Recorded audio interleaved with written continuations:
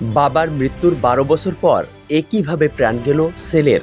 যশোর থেকে ইয়াসিন আরাফাতের পাঠানো রিপোর্টই থাকছে বিস্তারিত। যশোরের অভয়নগরে বিদ্যুৎ স্পৃষ্ট হয়ে এক তরুণীর মৃত্যু হয়েছে। রোববার দুপুরে উপজেলার হরিশপুর গ্রামে ঘরের পেছনে সেচ যন্ত্রের বিদ্যুতের তার টানানোর সময় বিদ্যুৎ স্পৃষ্ট হয়ে মারা যায় সুজল। মৃত যুবকের নাম সুজল সরকার ২২। সে হরিশপুর গ্রামের প্রয়াত উজ্জ্বল সরকারের ছেলে। সে উপজেলার আড়পাড়া মাধ্যমিক বিদ্যালয় থেকে ২০২৩ সালে এসএসসি পাশ করে।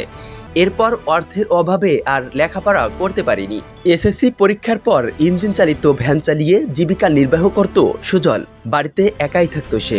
অভয়নগর উপজেলা স্বাস্থ্য কমপ্লেক্সের জরুরি বিভাগের চিকিৎসক রকিবুল ইসলাম বলেন, বেলা ১টা ১০ মিনিটে সুজল সরকারকে স্বাস্থ্য কমপ্লেক্সে আনা হয়, কিন্তু তার আগেই তার মৃত্যু হয়।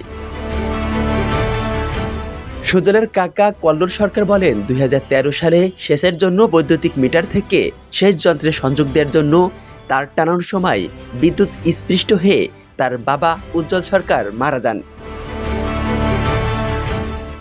এরপর পল্লী বিদ্যুৎ সমিতিতে আবেদন করে সংযোগটি বিচ্ছিন্ন করে দেওয়া হয়। কল্লোল সরকার বলেন, সুজলের বাবার মৃত্যুর পর সুজলের মা অন্যত্র একজনকে বিবাহ করে চলে যায়। তারপর থেকে সুজল একাই থাকতো। অনেক কষ্ট করে সে ছোট একটা মাছের ঘেরে মাছ চাষ করে নিজে জীবিকা চালাতো। ওই ঘেরে বোরো ধান লাগিয়েছিল। সেচ দেওয়ার জন্য পল্লী বিদ্যুৎ সমিতিতে আবেদন করে। সম্প্রতি সে পুনরায় একটি বৈদ্যুতিক মিটারও পায়। রোববার বেলা 11:30 থেকে সেচ যন্ত্রের সংযোগের জন্য বিদ্যুতের তার টানছিল। এক পর্যায়ে দুপুর 12টার দিকে পাশে বিদ্যুতের আর্থিংয়ের তারের উপর পড়ে যায়। এতে বিদ্যুৎ স্পৃষ্ট হলে তাকে উদ্ধার করে অভয়নগর উপজেলা স্বাস্থ্য কমপ্লেক্সে নিয়ে যাওয়া হয়। এ সময় চিকিৎসক তাকে মৃত ঘোষণা করেন। সুজলের এমন মর্মান্তিক মৃত্যুতে যেন এলাকায় শোকের ছায়া নেমে এসেছে। পড়ে আছে ভিটামাটি, পড়ে আছে জমি, শুধু নেই সুজল। সন্ধ্যার প্রদীপ জেলে দেওয়ার মতো আর কেউ রইল না সুজলের বসত ভিটায়। পৃষ্ঠে হাতে দাগ চিহ্ন পাওয়া গেছে, বিদ্যুৎ ধরেছিল তারে আত্মার। এই বিষয়ে অভয়নগর থানা থেকে কোনো অপমৃত্যু মামলা বা কোনো অভিযোগ হয়েছে কিনা? হয়নি।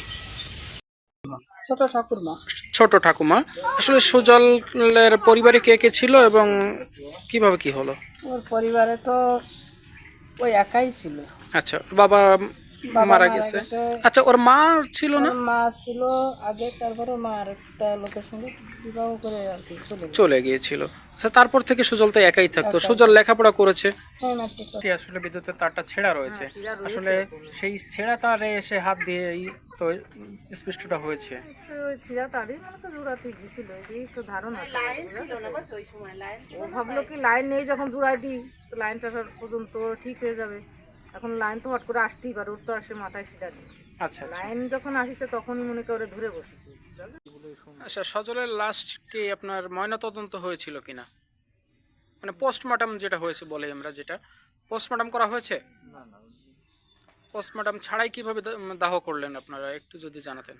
কারণ তো এই জায়গায় তো আমাদের কারো কোনো অভিযোগ নেই, আর ওটা তো ন্যাচারালি হয়েছে। আচ্ছা আচ্ছা আচ্ছা, এই বিষয়ে কি থানাতে কোনো অপমৃত্যু মামলা বা জিডি হয়েছে কিনা? অপমৃত্যু মামলা হয়েছে একটি। আপনার নামটা? অনিক রায়। আচ্ছা, গতকাল আমরা জানতে পেরেছি যে হরিশপুর গ্রামে একটা ছেলে নাম সুজল বিদ্যুৎ স্পৃষ্ট হয়ে মারা গেছে। এই ঘটনার প্রত্যক্ষদর্শী সাক্ষী আপনি ছিলেন। আসলে ওই সময়টা আপনি ওর সঙ্গে কিভাবে গিয়েছিলেন বা ওখানে যেয়ে কি দেখলেন? এখন আমাকে ও কল করছিল যে আছে বন্ধু, আমার ঘেরে পানি শেষে একটু কমাতে হবে, আমার তুই একটু আয়, আমার সাথে একটু কাজ করে দেয়। এখন আমারও তো যেতে একটু দেরি হয়ে গেছে। এবার ওর মেন লাইনের কাজ, এবার ও হয়তো কাজটা বোঝাচ্ছিল, তারটা ছেঁড়া ছিল, তার জন্যই হচ্ছে ওই তার জোড়াতে দিয়ে নিজে, তখন বিদ্যুৎ ছিল না। আর যখন ওই কাজটা করে তখনই হঠাৎ বিদ্যুৎ চলে আসে, আর তখনই বিদ্যুৎ স্পষ্ট হয়ে মানে বন্ধুটা আমি যাওয়ার আগেই সে হচ্ছে ওই জায়গায় যায়, দেখি ওই ঘটনাস্থলে ওই অবস্থা। যে সুজলের যেভাবে মৃত্যু হয়েছে, আসলে সুজলের বাবারও ঠিক এইভাবেই মৃত্যু হয়েছিল। আসলে ঘটনাটা সেম একই স্থানে একই জায়গায়। আসলে এটা কিভাবে হলো একটু আমাদের একটু জানাবেন তো। ওই তার একই সিস্টেম, অর্থাৎ তারটা লুজ ছিল, আর্থিংয়ের তারটা, এই তারটা একটু লুজ। এখন লুজ থাকার পরে ওই তারটা টাইনে একটু দুমড়ায় খাটো করার জন্য পেঁচ দিতে গেছিলো। এখন তারের তো ড্রপ তারটা তারটা তো ভালো আছে, কিন্তু আর্থিং যে তারটাই তারটা ছিল হচ্ছে গুণগুলো একটু নর্মাল হয়ে আইছিল, একটা গুণ ভালো ছিল ওই জায়গাটায়।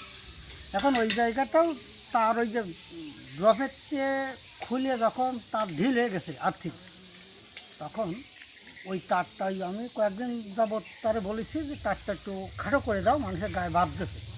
তখন ওই তারটাও কিন্তু সকালবেলায়, এতদিন করে না, ওই দিন সকালবেলায় ওর বাবা উজ্জ্বল তখন কিন্তু ওই তারটা দলা করতে গেছিলো।